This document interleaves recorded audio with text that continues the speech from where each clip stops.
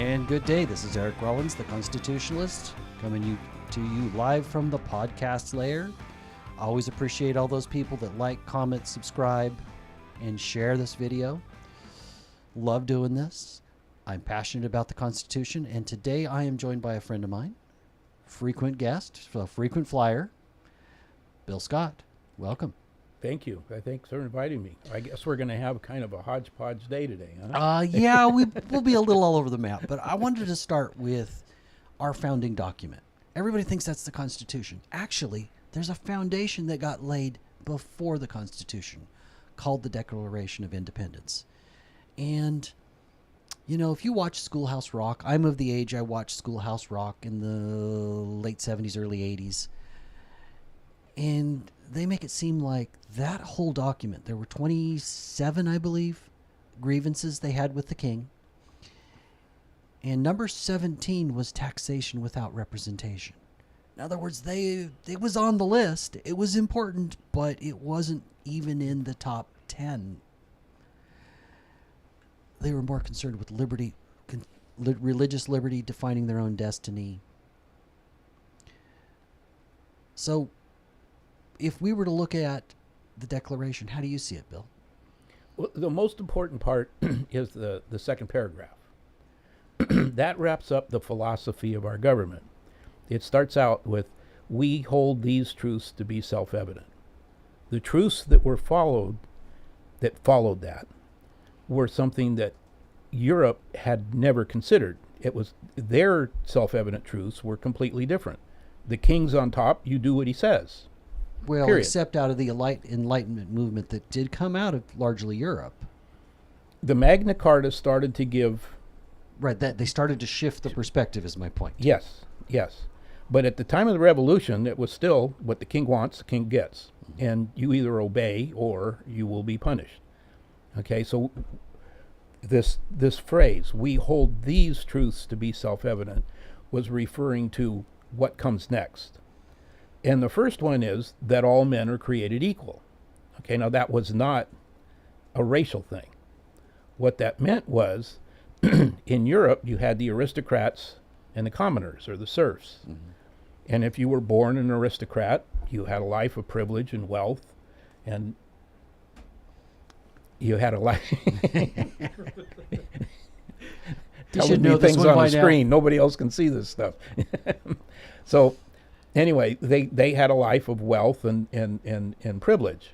And if you were born a commoner, the likelihood that you would ever become an aristocrat was next to nothing. So there was no middle class, basically, or almost no middle class. You can't really say that because there were people that had carved out little...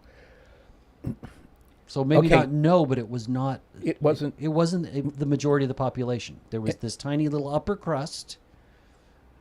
And then a few people that could... And then everybody else was either a serf or a slave, and there's not a huge difference between the two. The only difference between a serf and a slave is a slave belongs to you personally.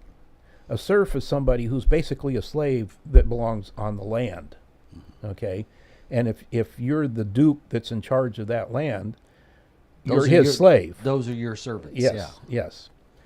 So that line, that all men are created equal, wipes all that out. Right? According to the law, there is no difference between who you are and how you were born. Then it goes on to, they are endowed by their Creator. Now it's a gift. An endowment is you're given a gift that comes from your Creator when you were created. Now think about that. Okay. When you were created. So at the moment of conception, you had these rights and liberties that became part of So that was more than just tissue when a woman gets pregnant. Huh. Right. Okay. That they're endowed by their Creator with certain unalienable rights. Now here's this word alien, right? Today that's kind of associated with somebody that comes from some other planet, right? But also somebody who's not part of the United States. And that's the meaning of the Latin word. What am I doing now? that there's somebody that is not part of us. And that could mean anything. Like if you're a Russian, someone from China is an alien to the people in Russia. You're not part of Russia. Well, So that's what the word alien means. It's not part of you. so they're not part of that government, whatever form of government is around the world. Well, I've now you heard put the prefix in there, un. These rights are unalienable. They Okay. cannot be made not part of you. Okay. Okay? So these rights, these certain rights that you were endowed with, are something that's part of you and cannot be taken away. Now, here's a little one of these go down the rabbit hole facts. In the original Declaration, it said unalienable. Usually today you hear people say inalienable. They mean the same thing almost. The difference is that people who are in charge of language that tell you, this is where the comma goes and this is how you're supposed to say this, somewhere in the early 1800s decided that alien is a Latin word and un is a Greek prefix. So we should change it to a Latin prefix to make it inalienable. But if you get to looking down into the weeds about the difference of the two of those, the Greek prefix un means not only can't be taken away, but also you can't give it away. So that adds kind of an extra thing. These are your rights that not only nobody can take away from you, but you can't give them away either. But interestingly enough, because individual countries have borders, that wouldn't apply to anybody else unless they came here legally. Yep. Yep. Well, then the next thing is it says, and among, and then you put the word among in there, indicating it's not just what comes out, there's others, right? Among these are life, liberty, and the pursuit of happiness. Okay? The among eventually became the Bill of Rights, the first 10 amendments. Well, right? they're basically the American commandments. But, these are rights that go along with the first three, right? That cannot be taken from you. But what about all the people that say, well, okay, the Declaration talked about God, but the Constitution was then written to fix that? Like they're not connected. No, not at all. Okay, here's where that comes in. The next line, okay, everybody's heard that. These truths self-evident all the way back to life, liberty, and the pursuit of happiness. But now if you ask anybody, what's the next line, you usually get blank stares. I don't know. Come on, man, you know the thing. Yeah, right. That's the thing. It's just not. I think it's intentional. Schools don't teach that anymore. The next line is that to secure these rights, governments are instituted amongst men. Now remember, this is our self-evident truth, nobody else. Our self-evident truth is our government is instituted to secure our rights, deriving their just powers from the consent of the governed. No, that seems wrong. That's not how it works now. No, it doesn't. You're right. But We're basically, especially here in California, we're just told what to do, what to think. Our governor wants to limit our ability to use social media. If we said something against His Royal Majesty, Lord Gavin Newsom, long may he reign. Sparkle Beach, you can, huh? Yeah. Yeah, no, that's exactly right. The whole thing they set up was a government that starts with God, right? He has these commandments. If we conform ourselves to them, we don't need a strong government. It's also interesting that the Constitution, when they start writing it, one of the very first things they say in the articles is that the Constitution perceives our country's founding with the Declaration. So the Constitution draws them in together. Yes, definitely.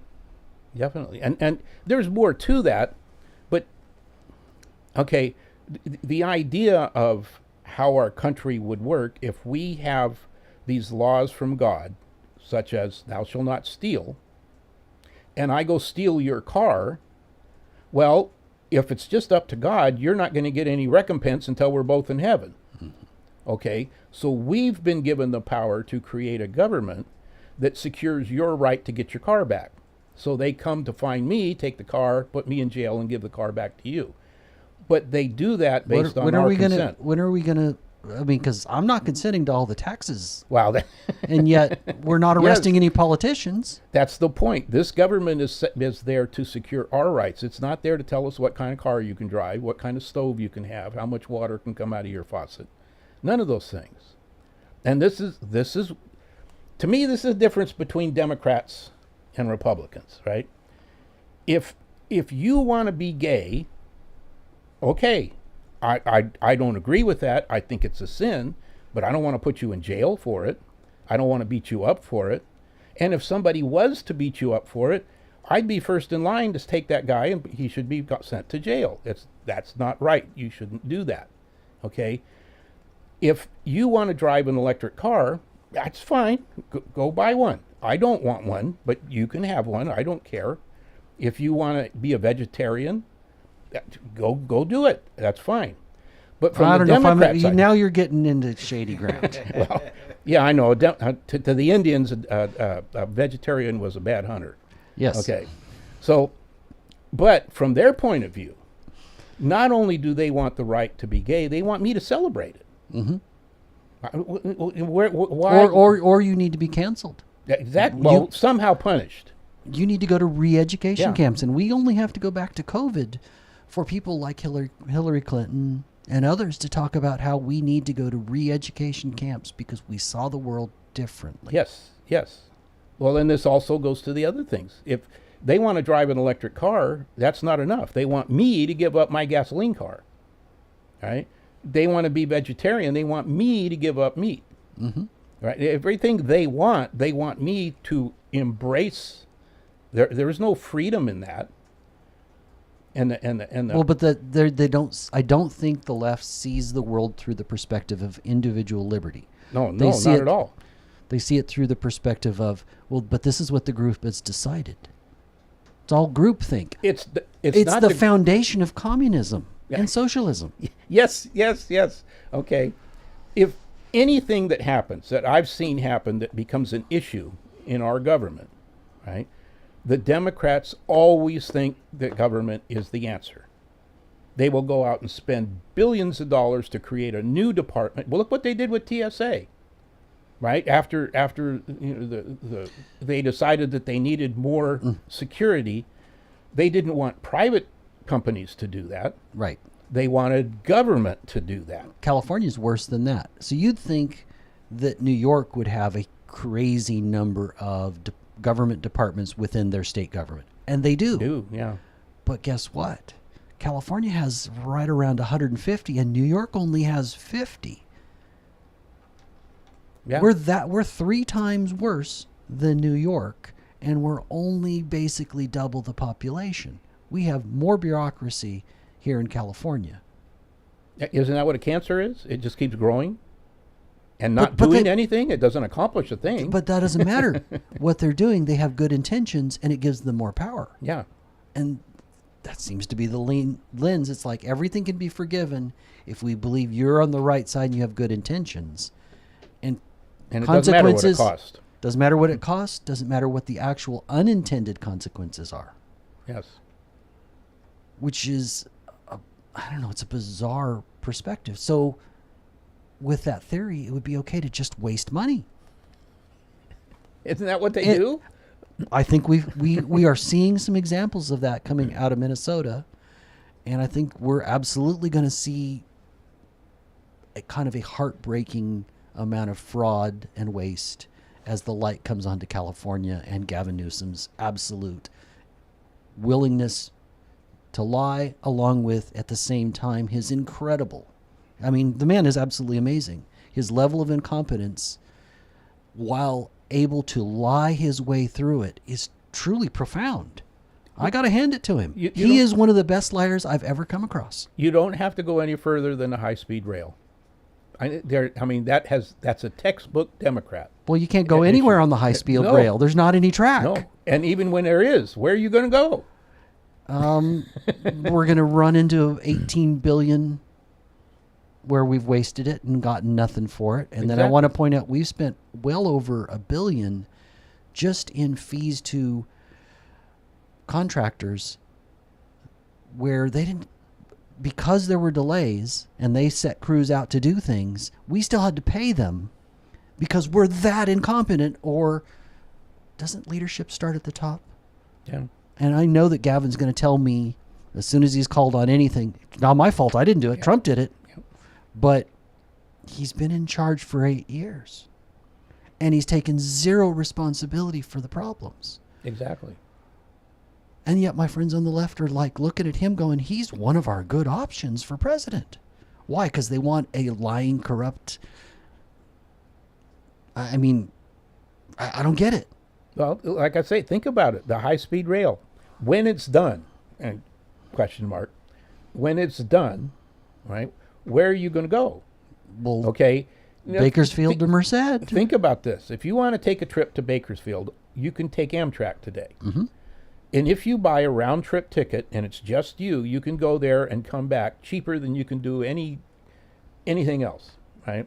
Now, if your wife goes with you, now you have to buy 2 tickets, so now it's cheaper to go in a car. And you're gonna have to buy better snacks. Well, oh, yes.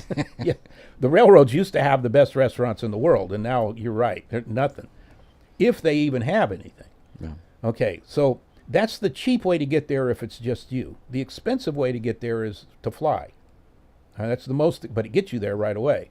Okay, now here's going to come high-speed rail. It's not going to get there much quicker than Amtrak. No, because it has too many stops. Yes. And it's going to cost you as much as an airplane ticket. Mm-hmm.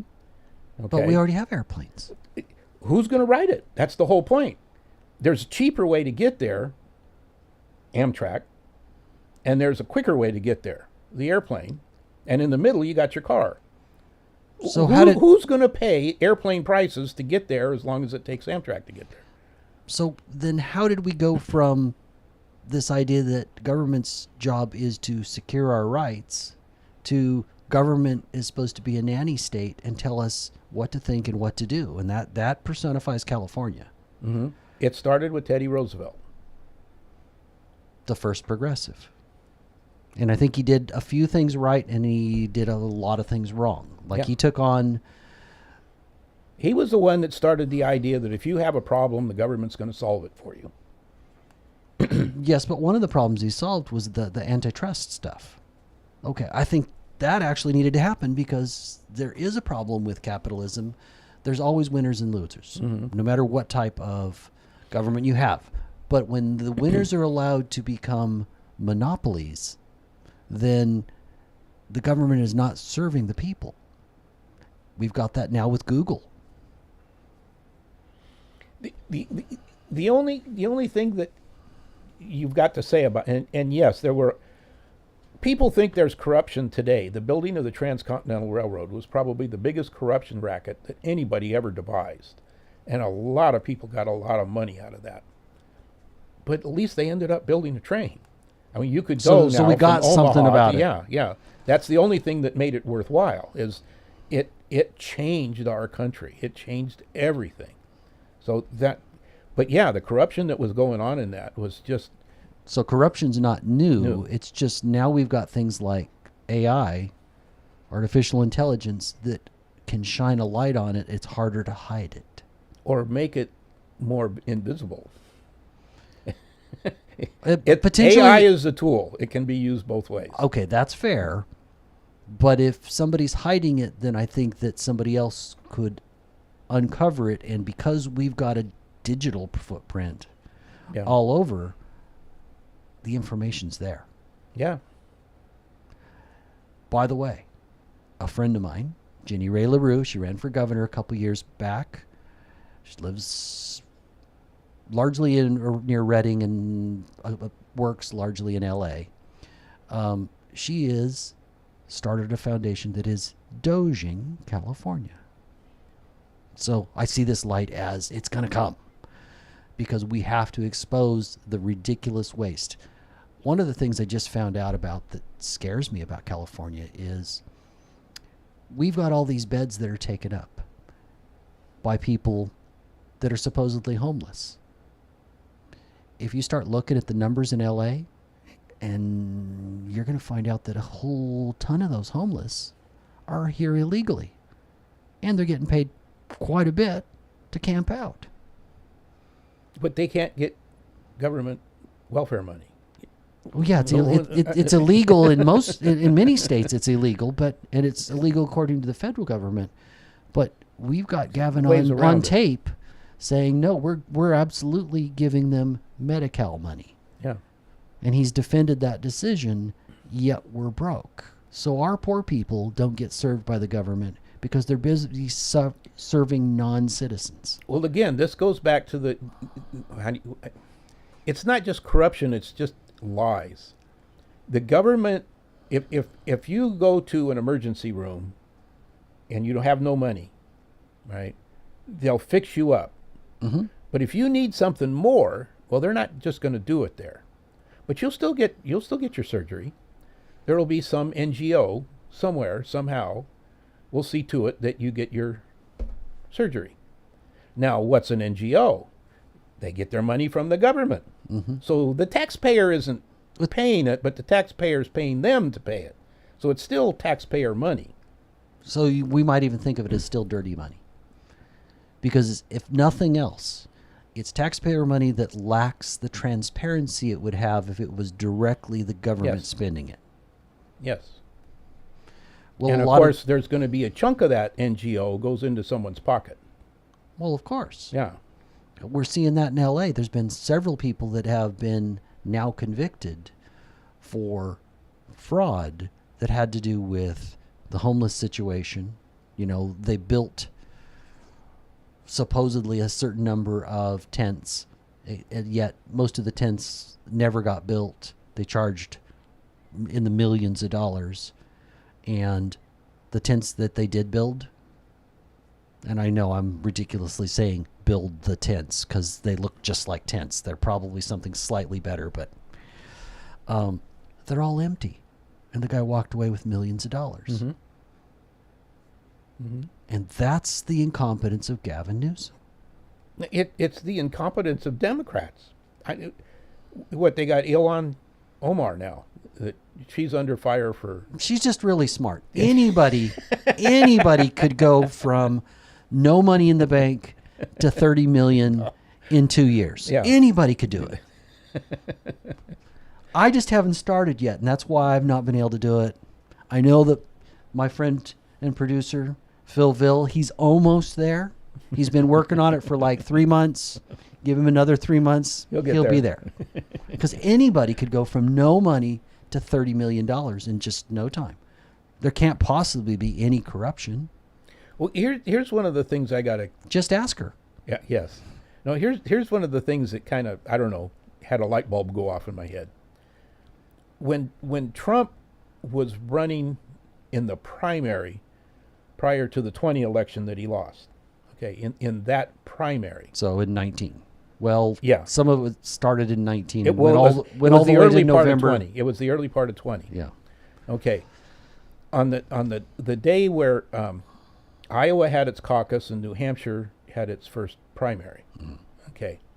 Fox News had decided that they were going to interview people that came out of the polling places and not just ask who they voted for, but ask other questions. Okay. And one of the questions was, do you feel you're economically better off or worse since Obama's been in office? Okay. 14% said they were better off.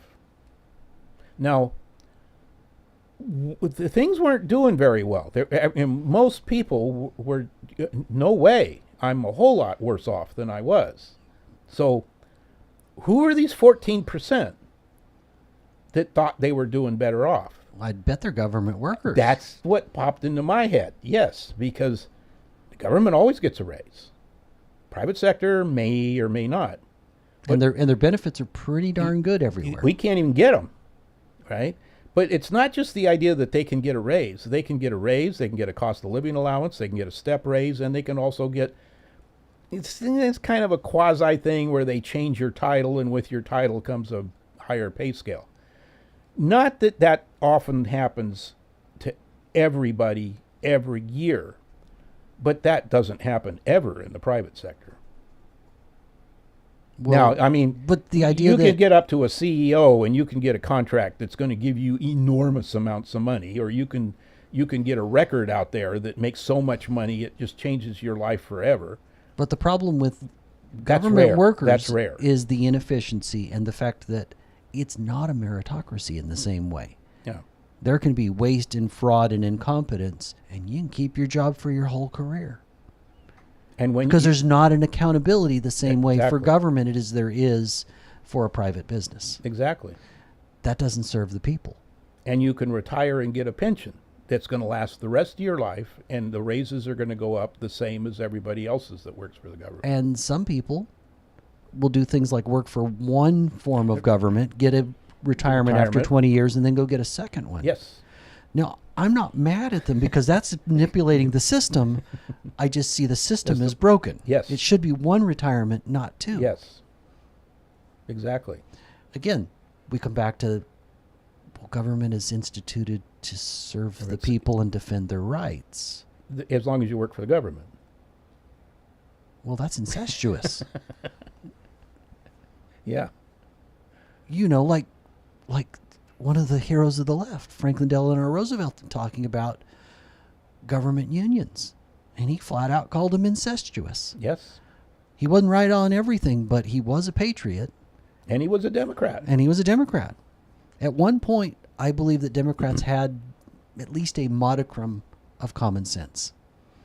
I'm not so sure anymore. Yeah. I occasionally meet one that's the exception, but most all of them that are at higher office, the end justifies the means. Exactly. Anything can be said for in the acquisition of power, and they don't seem to believe in any objective truth. Well, and It's just my truth, and I'm making it up today, and what do I got to Doesn't say? matter. What do I got to do to get more power? Exactly. It doesn't matter what the consequences are. You know, Drew Bessinger was telling a story about how California is going to require all cities to have all of their heavy-duty vehicles, I guess is the best way to describe it. That's not the words they use, but trucks have all got to be electric. Right. They're not even going with compressed Propane? propane. Yeah, or no, they're it's not. got to be electric. It's got to be one type for California. Yeah, everything. And there's some real problems with that because it was like $800,000 for the diesel version that will last for maybe 1 million miles, certainly 500,000, or 100 or 1.4 million for the same truck. There's one more problem. That diesel can work for 8 hours straight. It could work longer than that if it needed to, but 8 hours straight, no problem. And the diesel taps out at about 6, and if it's at max load, it might be 5 or 4. Yeah. You mean the electric? Yeah, the electric, sorry. Electric. But what Drew was concerned about, and he went to Sacramento to try and argue this, is it's not just the cost of the vehicle, it's the cost of the facility to charge it. Mm-hmm. Okay? They found out that if they have more than just a few trucks, PG&E doesn't have the ability to send them that much electricity. Mm-hmm. So how is this going to work? And the guy says, well, you're just going to have to figure it out. We don't have the money. That's the taxpayers are just going to have to cover it. You know, people are leaving California now in flocks. And you think that if all of a sudden you have to get I don't know what kind of a tax they're going to put on for that, but you have to come up with another couple thousand a year to pay the city of Clovis to have electric vehicles? So at what point are people going to go, I need to do something different? A lot of people are doing that now. I know. The problem is a lot of the people that are seeing that are moving rather than fighting. Yeah. So how do we get the people that can't leave to get to the polls? Yeah. How do we motivate them? I do believe there's hope. I do believe it can happen. And I believe it has to start with grassroots level. That we have to change who we are and then move that towards affecting our friends and family and getting out and speaking about our values. Yes. Now, speaking of our values, I'm going to segue into something that you're leading, something I'm helping out with, but largely you're leading. That is to take the national motto and put it in the Clovis City Council chambers. I want to point out that national motto is in about 90% of courthouses, city council chambers, basically government buildings. And if you were to pull out any bill that's U.S. currency, that national motto would be there. What would that national motto be? In God we trust. In God we trust. Before we get too far in it, I want to go ahead and play a clip. We've got a council member that at every opportunity seems to want to gum up the works, to make it more difficult, to make it not just an easy thing, even though 68% in the professional survey agree that we should have this in council chambers. She wants a whole process. She wants to slow everything down. She wants to draw attention to herself.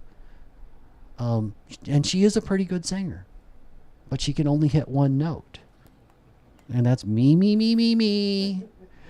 That council member would be Lynn Ashbeck, who I profoundly disagree with on multiple issues.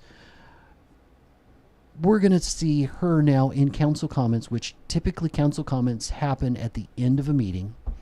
She decides they need to have a discussion about it.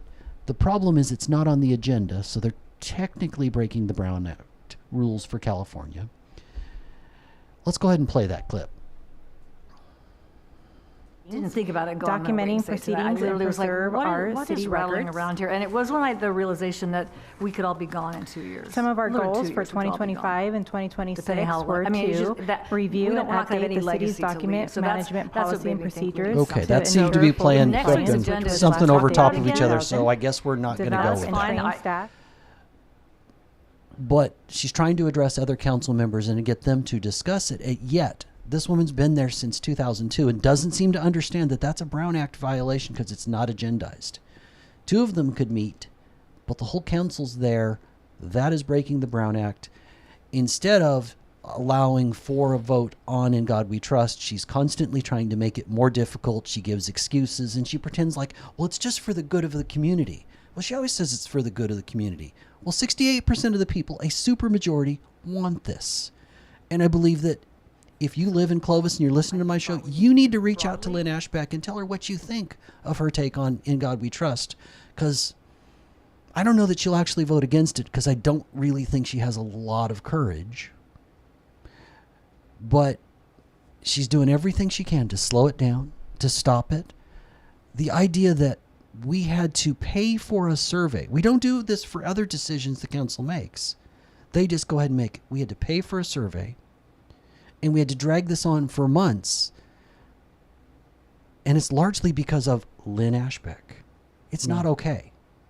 I don't believe she's representing my values. Now Clovis is in districts.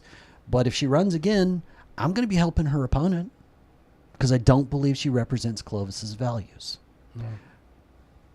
Well, what you didn't hear, but what saw up there, is like he says, council comments come at the very end.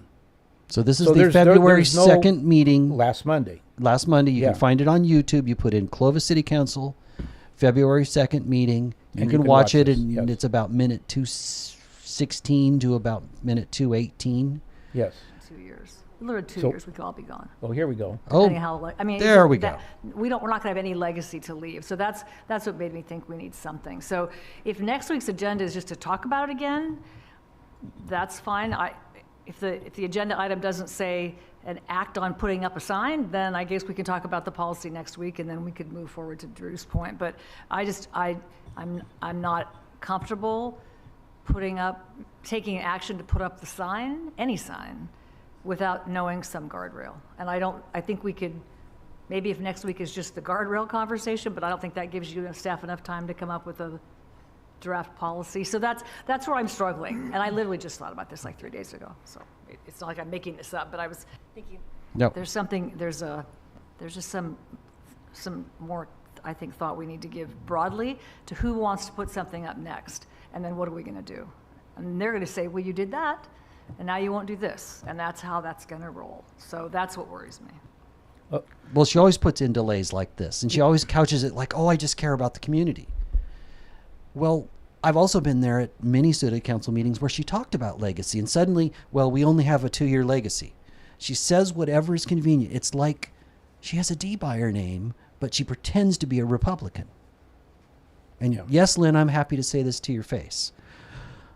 And when we see each other Monday, I think it will probably happen. Well, for Monday, I really would like to come up with a non-vulgar way to say that was a chicken shit move. To just bring that up at the very end of the meeting. The next meeting next Monday is when it had been announced. When this is going to come up. So for local Clovis residents, the next meeting is February 7th in Clovis City Council. February 9th? Yeah, Monday. Oh, yes, +7. February 9th. Sorry. Clovis City Council chambers. I'm hoping that 6 o'clock. 6 o'clock that believe in God we trust. And it's not this huge leap. Again, 90% of the state houses, of the judges' chambers, of the council chambers have it nationwide. And every dollar bill has it. This is not some huge leap. In addition, we went to all this trouble, and the city put out a professional survey. You yourself went out and surveyed people. Well, so yours was petitions. a non-professional. Yeah. But you got 300 and some odd signatures. And then they had a non-professional survey also, where anybody could have weighed in. I think this needs to happen. And the fact that the very last minute she needed to drag her feet. Well, chicken shit's a fair way to put that. The thing is she comes up with this thing about guidelines, procedure. Well, the procedure is we went to Clovis and asked for Clovis adopt the motto, "In God We Trust," and proudly display it in the council chambers. That was the request. Mm-hmm. We did that in September. It's been going through all the guidelines and the surveys and whatever but they can make other decisions just in one night. Exactly.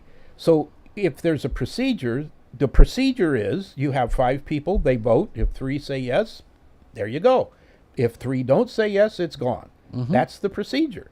If she doesn't like it, before she votes, she can get up and she can tell everybody why. And she can take all the time she wants. We only get 3 minutes. So, up on our screen now, we've got where we think it is the appropriate spot. Looks professional. It's not government that's going to pay for this. We have volunteers that have put out their own money to put this up. What I've been told, and I don't know whether it's legal for me to mention names on this, but what I've been told is to do that would cost approximately $800 to $900. We now have, in small donations, just from going around the last couple of weeks, 350 of those dollars. Plus, I had 2 people said, tell me what it is and I'll write you a check for the whole thing. Mm-hmm. So there is no chance that the city of Clovis is going to be charged a penny to put that up there. So if that's your argument, throw it in the garbage. It's going to be paid for by private donations.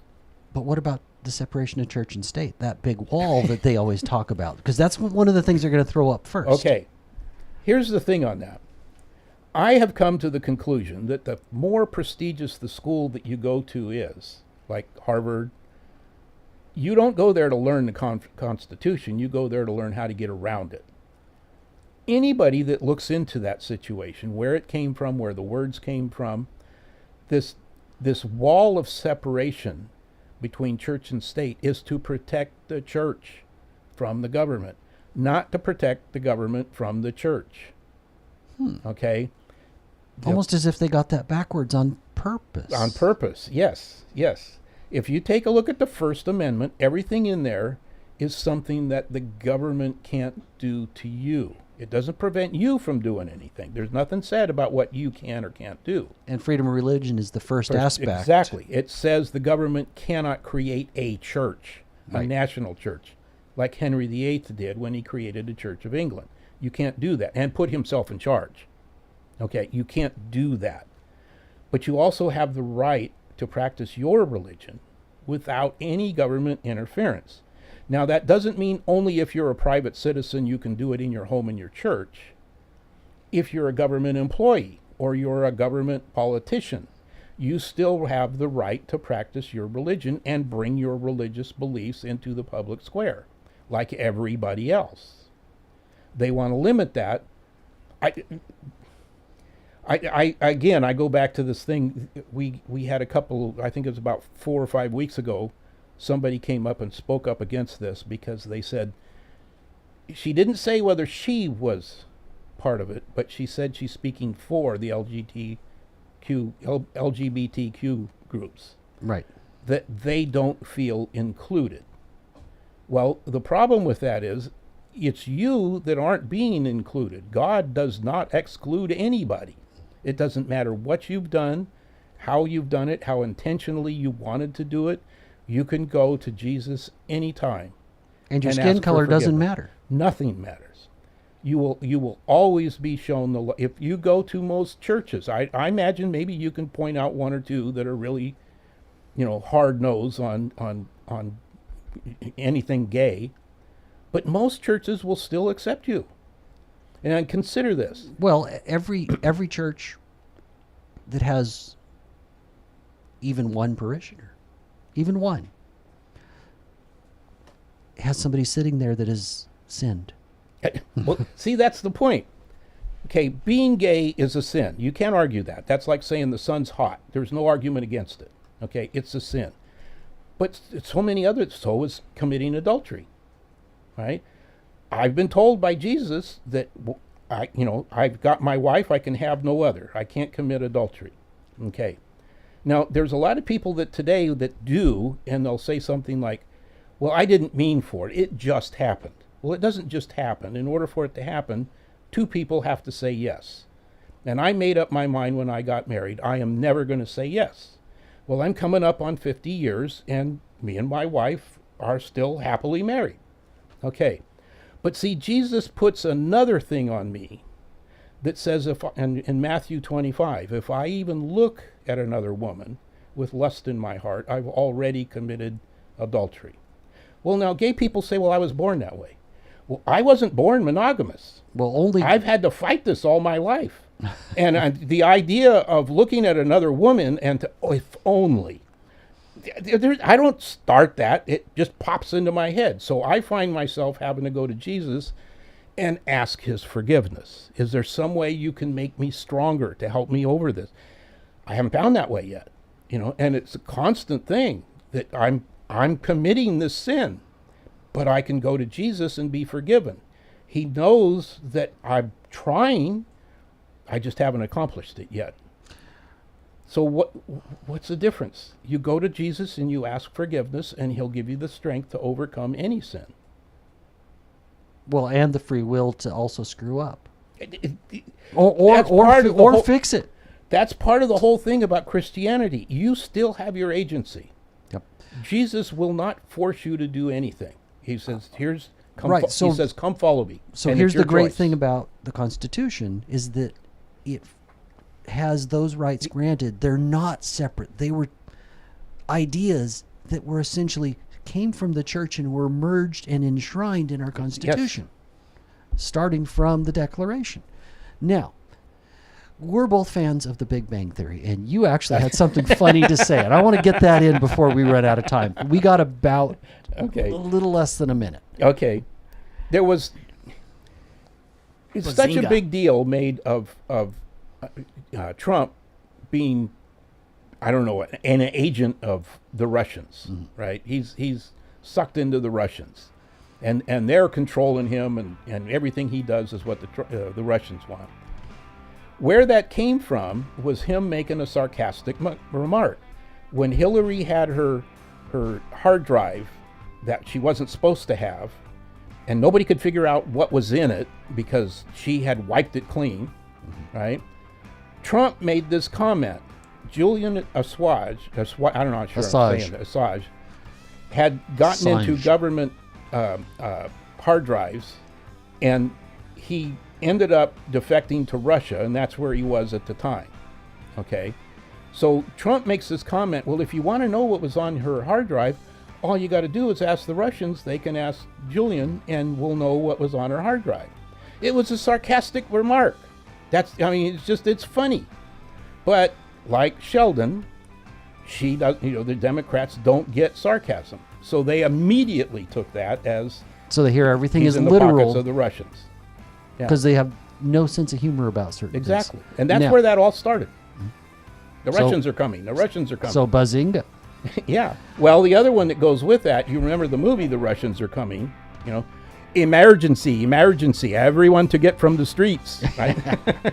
Folks, I hope I see you Monday night, February 9th, 6 p.m., Clovis City Council Chambers. If you believe we should have In God We Trust, show up. Yes. It's time to make Please. a difference. This is Eric Rollins, the Constitutionalist. I hope you have a great day, and may you find God's blessing.